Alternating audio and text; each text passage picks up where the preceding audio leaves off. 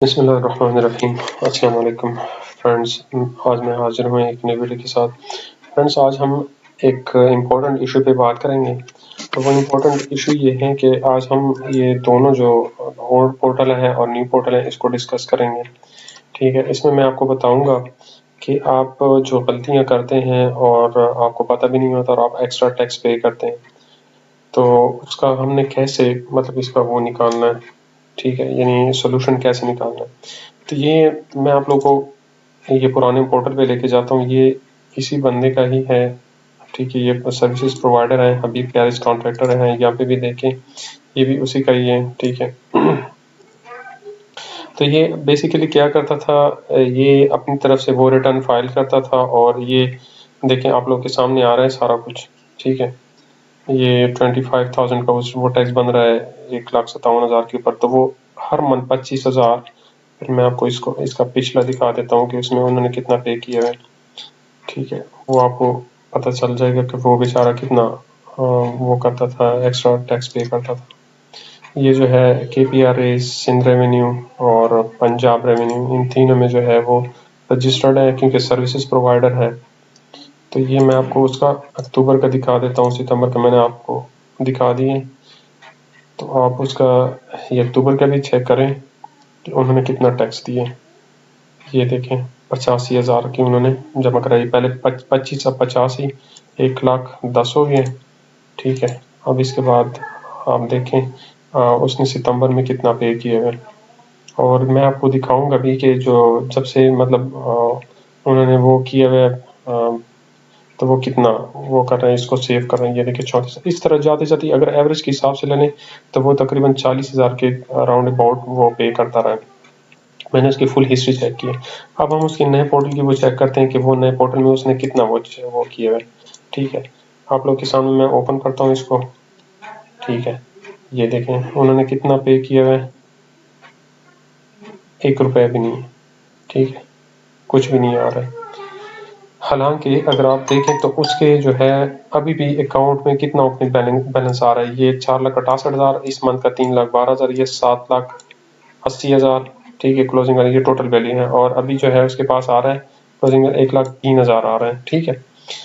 یعنی اس کا مطلب یہ ہے، بتانے کا مقصد یہ ہے کہ کچھ لوگ غلطی کرتے ہیں، غلطی یہ کرتے ہیں کہ وہ جو ہے اپنے ان پٹس کو اٹھا نہیں سکتے، اور نہ اٹھاتے بھی، نہ اس کو اس چیز کا علم ہوتا ہے، ٹھیک ہے۔ وہ کیا کرتے ہیں، جسٹ انوائسز ڈالتے رہتے ہیں اور آگے سے جو ہے وہ چلان بنا کے پے کرتے ہیں۔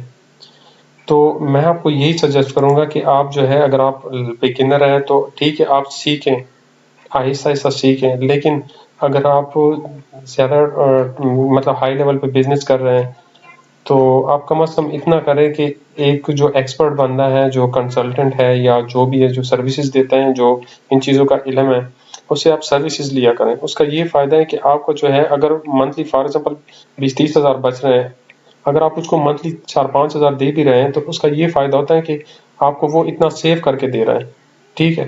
تو آپ اتنا جو آپ کی سیونگ ہوتی ہے تو اس میں سے ان کو اگر آپ تھوڑا پورشن بھی دے دیتے ہیں تو اس کا یہ ہوگا کہ آپ کو اس پہ زیادہ ٹیکس نہیں پے کرنا ہوگا، اور یہ لیگل طریقہ ہے، انلیگل نہیں ہے۔ کل کو آپ یہ بھی نہ سمجھے کہ یہ انلیگل ہے، ٹھیک ہے۔ اب اس میں دیکھیں اس کا جو بیلنس آ رہا ہے وہ 74,000 ہے، ٹھیک ہے۔ اس میں ہم چیک کرتے ہیں کہ انہوں نے کتنا منتھلی پے کیا ہے، انہوں نے 1 روپے بھی پے نہیں کیا۔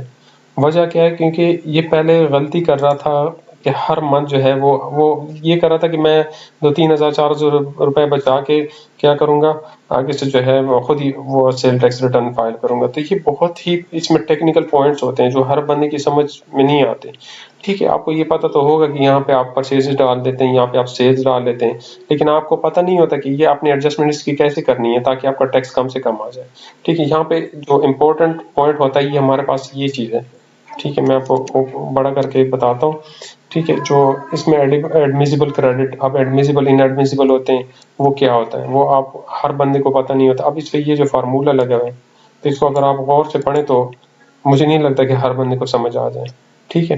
تو اس میں یہ چیزیں، پھر اس کے بعد یہ SROs اپڈیٹڈ ہوتے ہیں، اس SRO کے مطابق آپ نے یہ کرنا ہے وہ کرنا ہے، مطلب اب پہلے 90% تھا، پھر 95% ہو گیا، پھر اس طرح یہ اس میں چینجز ہوتے رہتے ہیں۔ پھر اس کا بھی SRO ہے، یہ دیکھیں 25 کاٹن جو ہے اس پہ الگ SRO آتے ہیں، تو وہ آپ نے دیکھنے ہوتے ہیں، ٹھیک ہے۔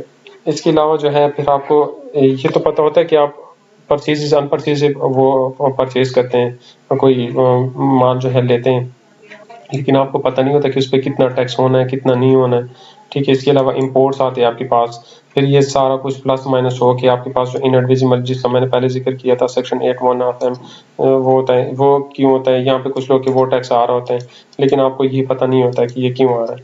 تو اس میں کچھ بہت سارے ایسے پوائنٹس ہوتے ہیں. اب یہ دیکھیں نو کریڈیبل انپوٹس، یہ کس وجہ سے ہیں؟ تو یہ جو ہے صرف یہ نہیں ہے کہ آپ نے انٹری کی ہے تو بس آپ کا جو ہے یہ سارا کچھ آ گئی. یہ دیکھیں انہوں نے جسٹ وہ کیے اس میں سیلز انوائسز ڈال دی ہیں اور بس ان کا یہ بل بنا ہے 34,000 کا یا جتنا بھی ہے، تو انہوں نے آگے سے وہ پے کر دیے. ٹھیک ہے. اس میں بھی پھر کچھ اس طرح کے پوائنٹس ہوتے ہیں جو جس طرح ایچ ایس کوڈ ہے، آپ کو پتہ نہیں ہوتا کہ آپ کے وہ جو مال سپلائی کر رہے ہیں یا مال آپ پرچیز کر رہے ہیں اس کا ایچ ایس کوڈ کیا ہے اور کس اس میں فال کر رہا ہے. اس کے علاوہ آپ پہ فردر ٹیکس لگ رہا ہے کہ نہیں لگ رہا ہے. کبھی یہاں پہ وہ جو ہے کیلکولیٹ بھی کر لیتا ہے، آپ پہ لگتا بھی ہے، آپ اس کو نہیں وہ کرتے کیلکولیٹ کر سکتے. پھر کبھی کبھار آپ کو وہ یہاں پہ شو نہیں کرتا لیکن آپ پہ فردر ٹیکس لگتا ہے. پھر یہاں پہ ایس آر او کی میں نے پہلی بات کی ہے کہ اگر آپ ایگزامشن یا زیرو ریٹڈ یا ریڈیوس میں فال کریں تو کون سا ایس آر او آپ نے سلیکٹ کرنا ہے اور اس کے بعد پھر اس میں کون سا آئٹم ہے. تو یہ بہت ٹیکنیکل پوائنٹس ہوتے ہیں. میں جسٹ آپ کو صرف یہی سجیسٹ کروں گا، باقی مرضی آپ لوگ کی ہے کہ آپ نے کیا کرنا ہے. ٹھیک ہے. تو یہ جو پرانا ہے اور نئے، یہ اس کا کمال نہیں ہے کہ یہ پرانا اور نیا ہے.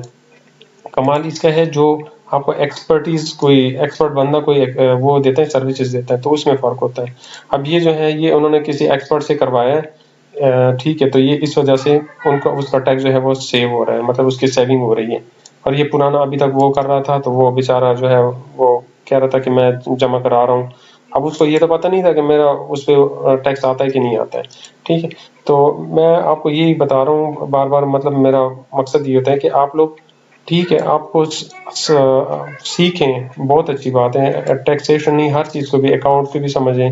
لیکن جو ایس سی اے یا جو بڑے بڑے وہ ہوتے ہیں کنسلٹنٹ ہوتے ہیں جس کو نالج ہوتا ہے، تو وہ اس چیز کے لیے بیٹھے تھے کیونکہ وہ ان کو ان چیز کا پتہ ہوتا ہے کہ یہ جو ہماری ایڈجسٹمنٹ ہونی ہے، جو ہماری اکاؤنٹنگ ہے، جو ہماری ہم نے اس کا جو بیلنس شیٹ بنانا ہے کس طرح بنانا ہے، اس کے بیہائنڈ پہ بھی یہ سارا کام ہوتا ہے نا. یہ نہیں ہوتا کہ بس آپ نے انٹری کر دی ہے، بس یہاں پہ آپ نے وہ ڈال دیے کہ یہ سارا آپ کے پاس آ رہا ہے. ان چیزوں کی آپ کی اتنی انڈرسٹینڈنگ نہیں ہوگی.